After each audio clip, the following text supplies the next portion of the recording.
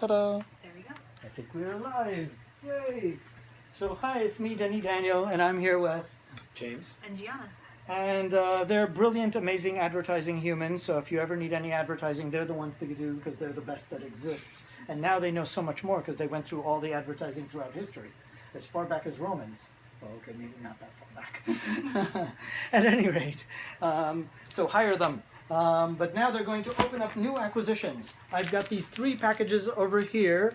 I have no clue what's inside of them. And I do this like a 42nd Street shell game. Hang on a second, let me let them know what's going on. Hello? Yeah, you can sit there. That's probably that woman. So I'm going to do this like a 42nd Street shell game real quick. So here I go, mixing them up. So are you guys confused? Yes. Excellent, good. Because otherwise I'd have to do that all day. All right, so each one of you pick a package. Both of you get to open one. So that one's you. I'll take The little one? Yeah. Okay. So there's your scalpel and there's your scalpel. Go for it. Just try not to cut each other. Or the cat. And then the door opens.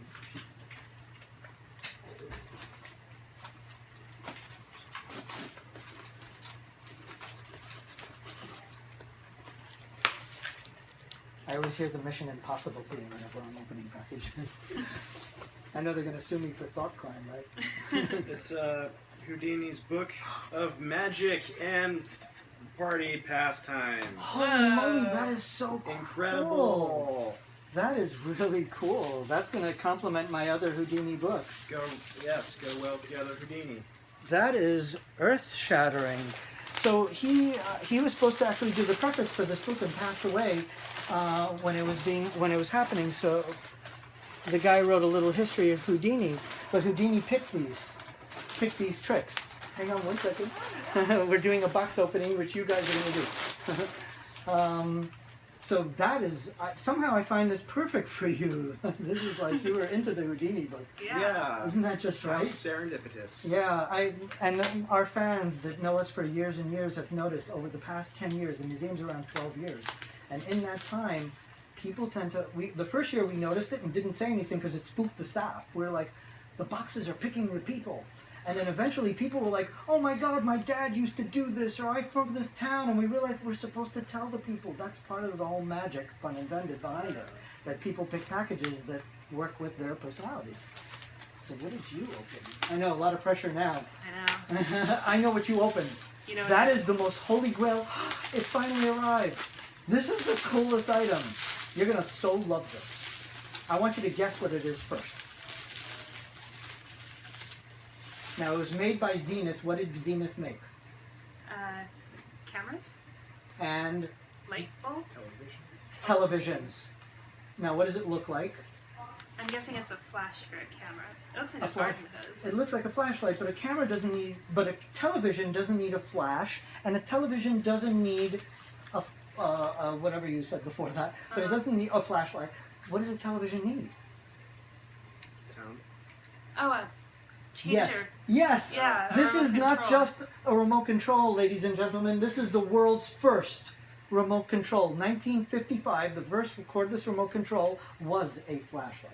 So, and I couldn't understand this at first because it should change the channels, but also lower, it should open and close the TV and change the channels, and I couldn't figure out how it did that with one flashlight. It's just a light.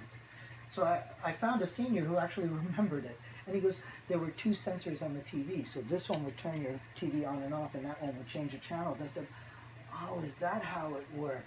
But here's the problem with it. When the sun shined through your windows, it also turned your TV on and off and changed the channels. So it drove people crazy.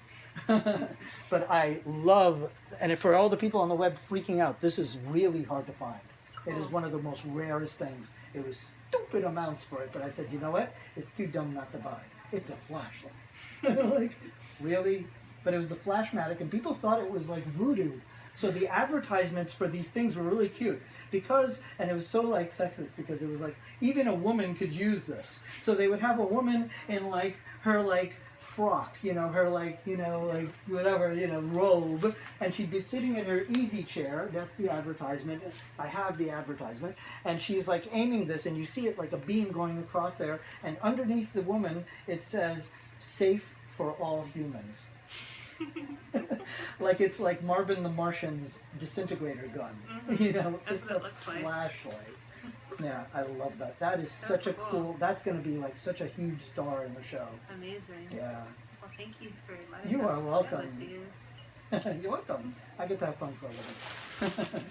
And if you want to borrow it for your TV, you can let me know. Will do. Right now, when you were pressing that, you were changing the TVs at my mother's house.